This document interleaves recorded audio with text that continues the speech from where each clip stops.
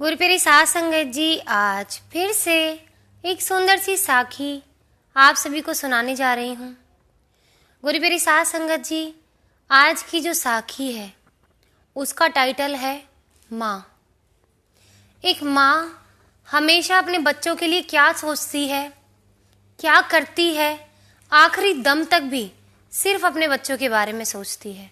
वो जीती है तो अपने बच्चों के लिए, और अपनी आखिरी सांसें भी चाहती है कि अपने बच्चों के साथ ही बिताए। वो हमेशा यही चाहती है अपनी आखिरी सांस तक कि मेरे बच्चे जहाँ भी हों सुखी रहें, हमेशा मिलजुल कर रहें। तो आइए गुरुप्यारी साध संगत जी, सुनते हैं एक ऐसी ही सुंदर सी साखी। ये कहानी है यशोदा की। यशोदा के 4 बेटे थे। चारों बेटे माँ से बहुत प्यार करते थे। यशोदा के पति की एक एक्सीडेंट में मौत हो गई थी, तो यशोदा ने अपने बच्चों को अपनी मेहनत से पाल पोस कर बड़ा किया होता है और कुछ उसके पति की पेंशन आ जाती है। तो इस तरह यशोदा अपने घर का गुजारा करती है, अपने बच्चों को बड़ा करती है। बच्चे माँ की सेवा इतनी करते हैं जी जान से। चारों बच्चों की शादी हो जाती है। अब बहुएं घर में आ जाती हैं। बहुएं भी सास का बहुत ध्यान रखती हैं, दिन रात सेवा करती हैं। यशोदा के एक इशारे पर चारों बहुएं उसकी एक भी ख्वाहिश में कोई कमी नहीं छोड़ती। एक दिन यशोदा को लगा कि मैं एक दिन इस धरती से चली जाऊंगी, तो क्यों ना मेरे जाने से पहले मेरी जो जायदाद है मैं अपने बच्चों में बराबर रूप से बांट दूं, ताकि मेरे जाने के बाद मेरे बच्चों को कोई तकलीफ ना हो।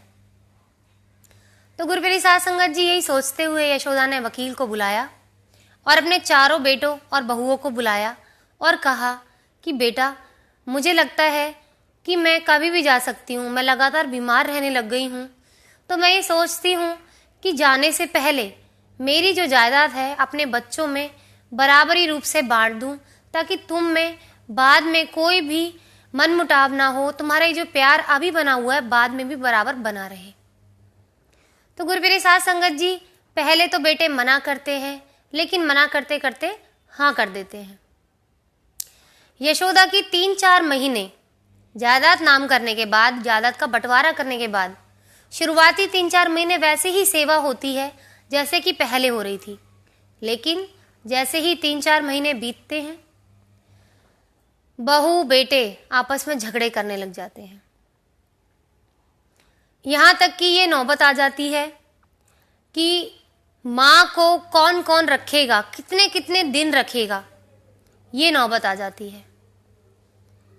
फिर एक दिन चारों भाई बैठ के ये डिसाइड करते हैं कि माँ को 2 महीने मैं रखूंगा, 2 महीने ये रखेगा, 2 महीने ये। माँ ये देख के बड़ी ही दुखी होती है। कहती है, मैंने ये क्या कर दिया?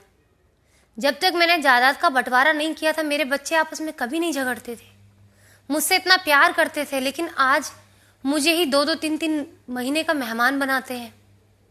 ऐसा तो मैंने कभी नहीं सोचा था। बेचारी और बीमार रहने लग जाती है, दुखी रहने लग जाती है। यशोदा की एक पुरानी सहेली होती है पास ही में, प्रियमवदा। प्रियमवदा एक दिन ऐसे ही यशोदा से मिलने आती है, तो यशोदा अपना सारा हाल उसको कह सुनाती है। प्रियमवदा कहती है, अगर मैं तुझे इसका इलाज बता दूं तो क्या तू वैसा करेगी? तो यशोदा कहती है, मुझे तो मेरे बच्चे पहले जैसे प्यार करने वाले मिलने चाहिए, एक जगह रहने वाले मिलने चाहिए।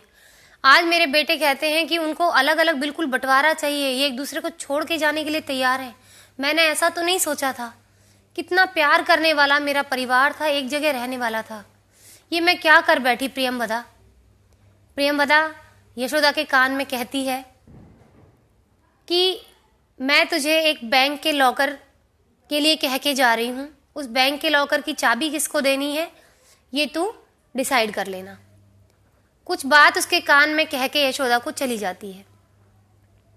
यशोदा फिर से अपने बेटे और बहुओं को बुलाती है और अपने बेटों से कहती है कि बेटा, जिस दिन तुम्हारे पापा का एक्सीडेंट हुआ था तो तुम्हारे पापा के नाम पे कुछ जेवर थे, कुछ रकम थी, कैश था, जिस लॉकर की चाबी उनके जाने के बाद मेरे नाम हो चुकी थी।